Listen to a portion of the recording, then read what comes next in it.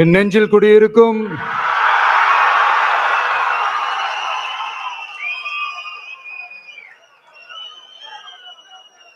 என்னுடைய தோழர்களுக்கும் தோழிகளுக்கும் தமிழக மக்களுக்கும் என்னுடைய வணக்கம்.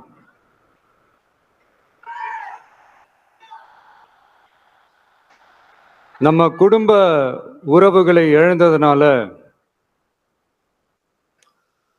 சொல்ல முடியாத வேதனையிலும் வலியிலும் இவ்வளவு நாளா இருந்தோம். அப்படிப்பட்ட அந்த சூழல்ல நம்ம சொந்தங்களின் மனம் பற்றி இருக்க வேண்டியது நம்மளுடைய கடமை. அதனாலதான் அவங்களோட சேர்ந்து அமைதி காத்து வந்தோம். ஆனா இப்படி அமைதி காத்து வந்த நேரத்துல நம்மளை பத்தி வன்ம அரசியல் வலைகள், அர்த்தமற்ற அவதூறுகள்னு இந்த மாதிரி நிறைய விஷயங்கள் நம்மளை பத்தி பின்னப்பட்டன, பரப்பப்பட்டன. இது எல்லாமே சட்டம் மற்றும் சத்தியத்தின் துணை கொண்டு துடைத்து எறியத்தான் போறோம்.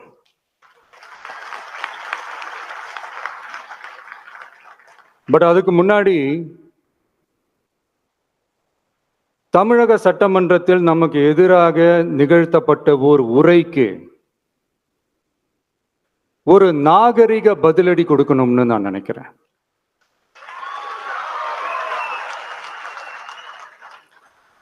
அரசியல் செய்ய விருப்பமில்லை, அரசியல் செய்ய விருப்பமில்லைன்னு அடிக்கடி சொல்ற முதல்வர்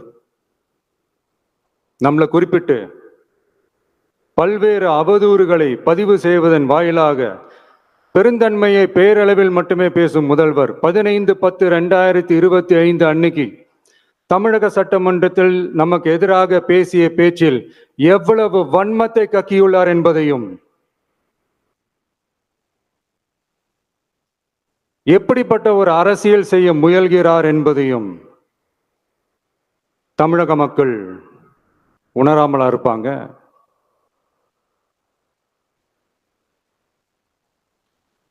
இந்த கரூரோட சேர்ந்து 5-6 மாவட்டத்துக்கு இந்த மக்கள் சந்திப்பு நிகழ்ச்சிகள்லாம் நடத்தியிருக்கிறோம், போயிருக்கிறோம். அங்கெல்லாம் இந்த லாஸ்ட் மினிட் வரைக்கும் எங்களுக்கு அந்த இடம் கொடுப்பாங்களா மாட்டாங்களா, பெர்மிஷன் தருவாங்களா மாட்டாங்களா, இப்படியே இழுத்து அடிச்சுக்கிட்டு இருப்பாங்க. நான் நாகப்பட்டினத்தில் சொன்னது மாதிரி தான். நாங்கள் ஒரு இடம் செலக்ட் பண்ணி கேட்போம், மக்கள் நல்லா ஸ்பேஷியஸாக நின்று பார்க்குற மாதிரி. பட் அவங்க அதையெல்லாம் ரிஜெக்ட் பண்ணிட்டு மக்கள் நெருக்கடியோடு நின்று பார்க்குற மாதிரி ஒரு இடத்த செலக்ட் பண்ணி எங்களுக்கு கொடுப்பாங்க. இது டிஃபால்ட்டாக எல்லா இடத்துலையும் இந்த ஒரு ஆர்குமெண்ட் நடந்துட்டு இருக்கோன்னு வைங்க. அது மட்டும் இல்லை, இந்தியாவிலேயே எந்த ஒரு அரசியல் கட்சி தலைவருக்கும் கொடுக்கப்படாத கண்டிஷன்ஸ். பஸ்ஸுக்குள்ளேயே இருந்து பார்க்கணும், மேலே கை காட்டக்கூடாது, இப்படிலாம் ஒரு அதீத கட்டுப்பாடுகளை கொடுத்த உடனே எங்கள் சைட்லேருந்து ஒரு அறிக்கையும் வெளியிட்டோம். அது மட்டும் இல்லை, தமிழக வெற்றி கழகம் சார்பாக அனைத்து கட்சிகளுக்கும் சமமாக ஒரு முறையான ஒரு பொது வழிகாட்டு முறைகள், SOPஸ்ன்னு சொல்லுவாங்க, அதையும் வழங்கணும்னு சொல்லி உயர்நீதிமன்றத்தையும் நாடி இருக்கணும். இதுவும் தமிழக மக்கள் உணராமலா இருப்பாங்க. இப்படி ஒரு அரசியல் காழ்ப்புடன், நேர்மை திறனற்று நம்மளை பத்தி குற்றம் சாட்டியுள்ள குறுகிய மனம் கொண்ட முதல்வர் அவர்களுக்கு ஒரு சில கேள்விகள்.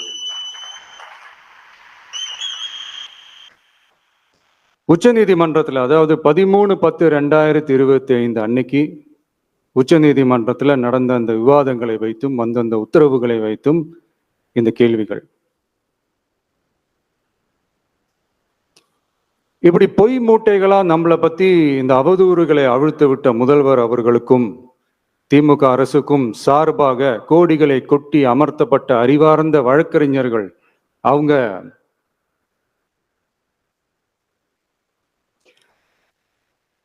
இந்த கபட நாடக திமுக அரசோட தில்லுமுல்லுகளை தாங்கி பிடிக்க இயலாமல் உச்ச நீதிமன்றத்தில் திக்கு திணறி நின்றது. முதல்வர் அவர்களுக்கு மறந்து விட்டதா? கரூர் சம்பவத்துக்கு அப்புறமே அவசரமா ஒரு தனிநபர் ஆணையம், அந்த தனிநபர் ஆணையத்தை அவமதிக்கிற மாதிரி அரசு உயர் அதிகாரிகள், காவல்துறை உயர் அதிகாரிகள் எல்லாருமே நம்மளை பத்தி ஃபுல்லா இந்த அவதூறுகள் பரப்பி ஒரு செய்தியாளர்கள் சந்திப்பு அவசரமா.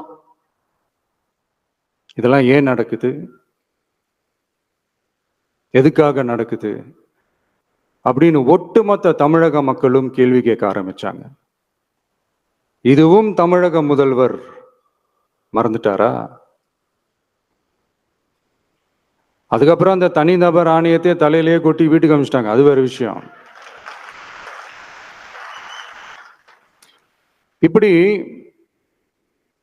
இப்படிலாம் கேள்வி கேட்ட உடனே ஏதாவது பதில் சொல்லி ஆகணும்ல. அதனால சட்டமன்றத்தில் பேசும்போது உண்மை நிலையை தெளிவுபடுத்தத்தான் அப்படின்னு ஏதோ இந்த சட்ட ரீதியாகவும் சத்தியத்திற்காகவும் நடந்தது போல ஏதோ சாமர்த்தியமா பேசுறதா நினைச்சு பேசியிருக்காங்க. இப்படி ஒரு 50 வருஷமா பொது வாழ்க்கையில் இருக்கிற ஒருத்தவங்க ஒரு முதல்வர் அவர்கள் சொன்னது எவ்வளவு பெரிய ஒரு வடிகட்டின பொய், சப்பை கட்டுன்னு நான் சொல்லல, உச்ச நீதிமன்றம் சொல்லியிருக்கிறாங்க. அவங்க சொன்னதெல்லாம் கொஞ்சம் என்னன்னு கொஞ்சம் லைட்டா பார்ப்போமா?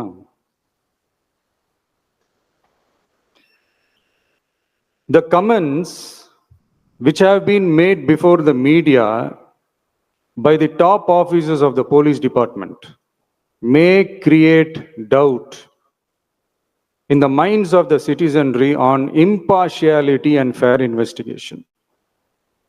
The faith and trust of the general public on the process of investigation must be restored in the criminal justice system. அதாவது அரசு காவல் உயர் அதிகாரிகள் ஊடகங்களிடம் பேசியது என்பது பொதுமக்களிடையே நியாயமான விசாரணை நடக்குமா என்ற சந்தேகத்தை ஏற்படுத்தக்கூடும் என்றும், நியாயமான விசாரணை மூலமே அந்த சந்தேகத்தை மீட்டெடுத்தே ஆக வேண்டும் என்றும் உச்சநீதிமன்றம் தமிழக அரசின் தலையில் ஓங்கி நறுக்கு நறுக்கு நறுக்கு என்று கொட்டியதை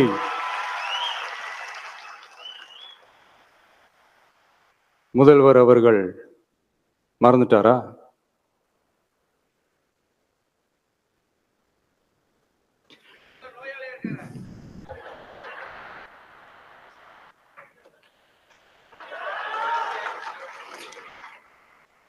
மாண்புமை சென்னை உயர் நீதிமன்றத்தின் மாண்புமிகு நீதியரசர் SIT அமைத்து உத்தரவிட்டார் அல்லவா?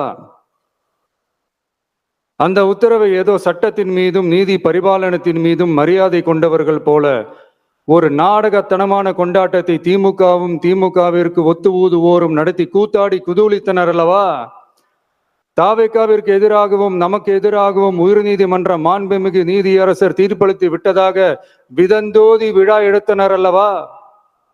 அந்த உத்தரவை குறித்து சொல்லும் போது எந்த ஆவணத்தின் அடிப்படையில் அந்த உத்தரவு அமைக்கப்பட்டது? நான் கேட்கல, உச்ச நீதிமன்றம் கேட்டிருக்கிறாங்க. The judgment is completely silent about how learned single judge arrived at such a conclusion and what material was pursued by the court என்று உச்ச நீதிமன்றம் உரத்த குரலில் கேள்வி கேட்டது. அப்போதும் கூட உச்ச நீதிமன்றத்தில் திமுக அரசுக்காக வாதாடிய அறிவார்ந்த மூத்த வழக்கறிஞர்கள் பதில் சொல்ல இயலாமல் வாய் மூடி மௌனம் காத்ததை நாடே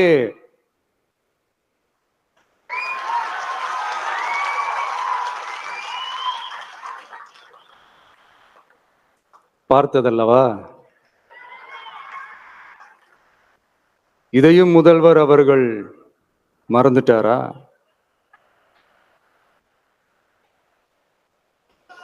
Such petition ought to be dealt with by the division bench, registering as public interest litigation in right earnest and not to be dealt with by a single bench. அதாவது பொது வழிகாட்டு முறைகளான SOP அமைக்கப்பட்டு வெளியிட வேண்டும் என்ற கோரிக்கையுடன் வந்த ரிட் மனுவை நீதிபதிகள் டிவிஷன் பெஞ்ச் தான் கையாள வேண்டும், தனி நீதிபதி பெஞ்ச் கையாளக்கூடாது என்றும் உச்ச நீதிமன்றம் சொன்னதல்லவா? அது மட்டுமா, கோரிக்கையே இல்லாமல் SIT அமைக்கப்பட்டது எந்த வகையில் சரி என்றும் கேள்வி எழுப்பியது உச்ச நீதிமன்றம். இது எல்லாமே அறியாமலோ இல்ல அறியாதது போலவோ உச்சபட்ச அதிகார மயக்கத்தில் இருந்து பேசினாரோ முதல்வர் அவர்கள்?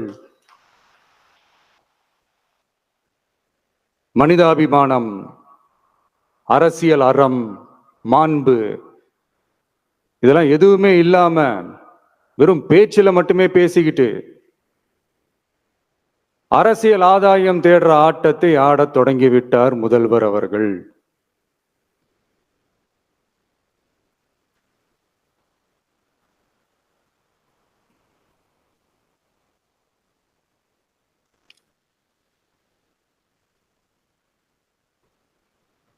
இதெல்லாம் என்ன அவங்களுக்கு புதுசா என்ன? 1969க்கு அப்புறமே எப்போ கட்சி அவங்க கைக்கு வந்ததோ, இன்னும் குறிப்பா சொல்லணும்னா 1972க்கு அப்புறம் கேள்வி கேட்க ஆளே இல்லாம போச்சு இல்ல, அதுக்கப்புறமே இந்த திமுக தலைமை இப்படிதானே இருக்குது.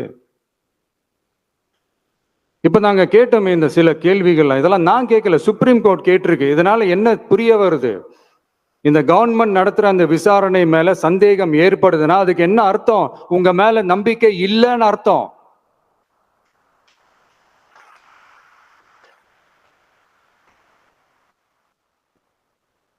இதெல்லாம் ஏன் எதுக்காகன்னு முதல்வர் அவர்களுக்கு புரியுதா?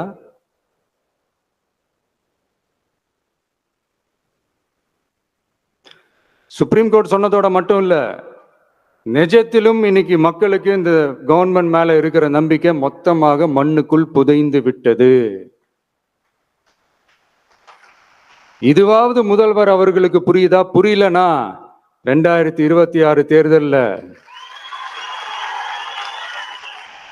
இந்த திமுக தலைமைக்கு மக்கள் இன்னும் ஆழமா அழுத்தமா புரிய வைப்பாங்க. அப்ப கூட இவங்க என்ன பண்ணுவாங்க தெரியும்ல, 5 வருஷத்துக்கு ஒரு வாட்டி பழக்க தோஷத்துல ஒரு அறிக்கை ஒண்ணு வெளியிடுவாங்களே, மக்கள் தீர்ப்புக்கு தலை வணங்குகிறோம் அப்படின்ட்டு அந்த அறிக்கையை வெளியிட்டு இப்ப அறிவாலயத்துல போய் ஓடி ஒளிஞ்சுப்பாங்க. இப்பவே ரெடி பண்ணி வச்சுக்கோங்க அந்த அறிக்கையை. எப்படி? மக்கள் தீர்ப்புக்கு தலை வணங்குகிறோம்.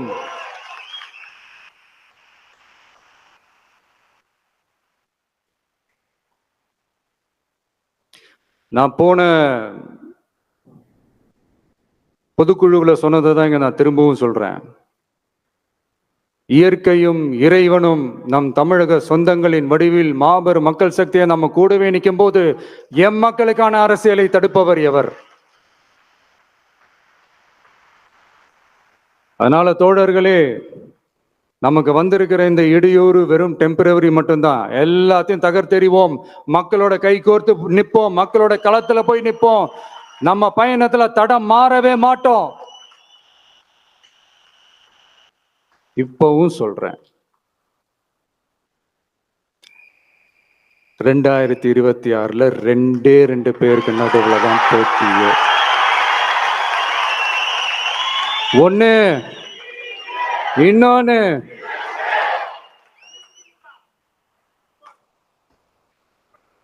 இந்த போட்டி இன்னும் ஸ்ட்ராங்கா மாறப்போகுது.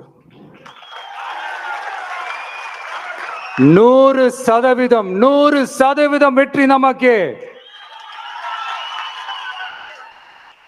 வாகை சூடுவோம், வரலாறு படைப்போம், கான்பிடென்டா இருங்க, நல்லதே நடக்கும், வெற்றி நிச்சயம். மீண்டும் சந்திக்கும் வரை நன்றி, வணக்கம்.